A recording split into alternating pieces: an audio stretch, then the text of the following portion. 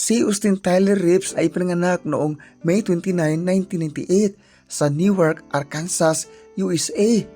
Lumaki siya sa isang pamilyang mahilig sa basketball. Parehong dating malalaro ng kolehiyo ang kanyang mga magulang. Noong 2021, nakilahok siya sa NBA draft.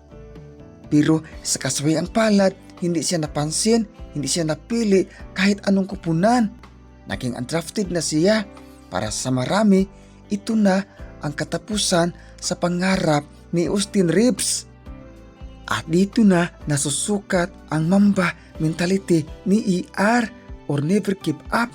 Sa ilang laban, umabot siya sa career high 51 points, 11 rebounds at 9 assists. Isang patunay na hindi kailangan maging drafted ka para maging star. Tinawag siya ng mga fans na Hillbilly Kobe, isang karangalan at respeto sa estilo niya ng laro na may puso, tapang at determinasyon. Ang kwento ni Austin Reeves ay patunay na hindi mo kailangan mapili o mapansin agad para magtagumpay.